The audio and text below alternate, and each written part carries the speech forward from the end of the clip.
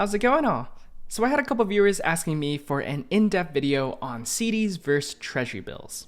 Of course, your wish is my command, and so in this video, we'll walk through the key differences between the two fixed income investments and discuss which is better right now. So without further ado, let's dive right in. And let's first start off with talking about issuers and risk.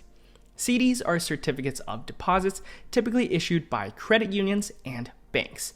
Now, if you're lending money to a federally insured bank, CDs are generally considered relatively safe with either FDIC or NCUA backing of up to $250,000 per depositor per bank. So if your bank ever runs into trouble, you're generally covered for up to $250,000. Now, there are plenty of ways to increase your FDIC coverage through things like payable on death accounts and cash sweep programs, but there is still a limit to how much insurance you'll get. You're also trusting that the FDIC will be able to pay you back in case of those emergencies. It's also important to note, though, that the FDIC receives no funding from the federal budget. Instead, they charge banks a premium for this coverage. After all, it is an insurance company. However, this means that as of March 2023, they have a balance of $116 billion to cover all bank failures. And since the end of 2022, this balance has decreased by $12.1 billion. Of course, a lot of banks would have to fail in order for us to deplete this fund. But that's all to say that there is still some risk when it comes to FDIC-insured banks and CD products. On the other hand, and as the name suggests, Treasuries are issued by the US Treasury, and these are fully backed by the US government, which is often considered one of the safest entities to lend money to in the entire world. Now, we have a long history of paying back investors in full and on time. And if something bad were to happen, it's always possible for the US government to just print more money. Of course, it's not good for the economy, but because that is something that they can do, treasuries are generally considered to have lower default risk compared to CDs. I could even put millions of dollars into these treasury bills and still sleep well at night knowing that my money is fully protected by the US government. So when it comes to risk, treasuries are the winner on that front. And let's move on to topic number 2, and that is liquidity. CDs usually have fixed terms ranging from a couple months to several years. For example, on Ally Bank, there are high-yield CDs for 3, 6, 9, 12, 18, 36, and 60-month durations. You're almost guaranteed to find a term that works best for you. Now, early withdrawal from a bank CD may result in penalties, but this is often just several months' worth of interest. In other words, it's very unlikely that you'll lose any money from your initial deposit. On the flip side, treasuries are highly liquid and can be bought or sold on the secondary market before their maturity date. So even if I bought a 52-week treasury bill on Treasury Direct, I can actually transfer that security to a bank or broker and redeem it before it matures. And this gives treasuries a lot more flexibility for many investors. Additionally, even if you buy CDs on the secondary market via a broker, the liquidity is sometimes hard to come by. After all, someone else has to be comfortable picking the exact same bank as you do. And this isn't much of a problem when it comes to treasuries, since each T-bill is money lent directly to the US government. Additionally, there's a lot of bigger fish out there that are willing to buy our treasuries. After all, there's high-income investors and big corporations who are more than happy to buy up treasuries, so there's a lot more liquidity when it comes to T-bills on the secondary market. So when it comes to liquidity, treasuries take the lead on this one as well. And let's move on to number 3, and that is interest rates. And generally speaking, right now, treasuries offer slightly higher yields compared to CDs with similar maturities.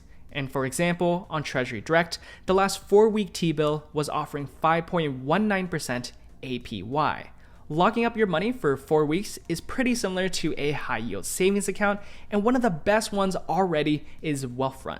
They're offering 4.55% APY with no strings attached. But compared to Treasury bills, that's still 64 basis points lower. Now, there are funds like the Fidelity Government Money Market Fund, ticker symbol SPACs, that are a bit more competitive at 4.86%, but these are not FDIC insured products, so it's a bit of a different product, and they're still not beating the 5.19% from 4-week T-bills. And for the longer term savers out there, we can even look at 6-month durations as well. And these correspond to 26-week T-bills, with the previous one offering 5.445% APY. Now, one of the best 6-month bank CDs is First Internet Bank of Indiana, offering 5.33% APY with the same term. Again, they're still trailing Treasury bills by about 11 basis points. And the only real winner for CDs is probably for the 1-year durations. The previous 52-week T-bill was 5.208% APY, but First Internet Bank is offering 5.48% APY for 12 months. So if you are looking for longer-term treasuries, CDs may offer a bit more value. But with all that said, treasuries again are generally offering better value. But where CDs really shine is when it comes to lower minimum balances. CDs can often be purchased with a few $100s, sometimes with no minimum balance at all. For example, BMO Alto offers 5.25% APY for 12-month durations. But get this, there's no minimum balance and no deposit required. So if I was a bit strapped for cash, I can still lock in an amazing rate with just something like $50. In contrast, treasuries typically have higher minimum investment requirements, often in the thousands of dollars. A lot of investors buy treasuries using a broker, but it's sometimes hard to get the best rate without having loads of cash. For example, on Fidelity, there's a treasury note maturing in 1 year offering 5.46% APY. That sounds amazing, and it is better than most bank CDs. However, I would have to buy $350,000 worth of treasuries in order to get that 5.46 rate. If I only had enough cash to deposit $1,000 instead, I'd get a lower interest rate at just 5.39%. That said, you can buy T-bills via Treasury Direct with just $100. But you're only able to buy new issues that must go through an auction process. And because the US Treasury is accepting bids from just about everyone around the world, there's no guarantee for what a future T-bill rate will be. So even if the last 4-week T-bill was offering 5.1% APY, if there's a lot of demand for the next one, it could offer 3% for the one that you're buying instead. So there's no guarantee, and because of that, many investors still choose to buy treasuries using a broker to lock in a guaranteed rate. But that does require more capital to get the highest yields. And because CDs can give you just a fixed rate with small opening deposits, CDs are just better in that regard. And finally, let's talk about tax considerations.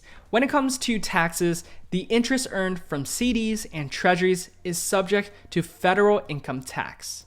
However, the interest from treasuries is exempt from state and local taxes as well. So if you live in a state like California or New York, the tax exemptions can save you a lot of money, particularly if you have a high income.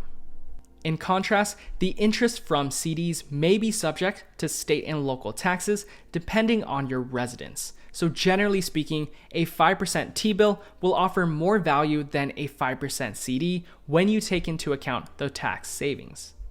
And if you do want an in-depth look on tax equivalent yields for a T-bill given your own personal situation, Fidelity does offer a free online calculator. So for example, if I was a single individual making $75K in California, a 5.25% yielding T-bill will offer the same after-tax money as a 6.05% yielding CD.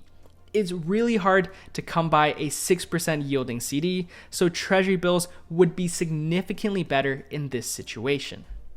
But if I lived in Nevada, it would only be equivalent to a 5.32% yielding CD. And you can find these high yield CDs in this range, so it's really up to you whether you want to buy a CD or a T-bill because the rates are practically identical. So when it comes to taxes, it all depends on where you live. For most states though, treasury bills will offer more value when you factor in those tax savings and the current higher yields. But ultimately, the choice between CDs and treasuries will depend on many factors like your investment goals, your risk tolerance, and liquidity needs. CDs are generally better for people with less cash or those seeking a safe, predictable return with a fixed duration. On the other hand, treasuries are often better for investors with more cash or those seeking higher yields, more liquidity, and less default risk. But at the end of the day, each person has their own unique financial situation, and it's always good to speak with a registered advisor if you need any more help deciding which one is best for you. And as for me, I personally just prefer treasuries, but I do hold some CDs myself. And as always, have a great rest of your day and take care. See ya.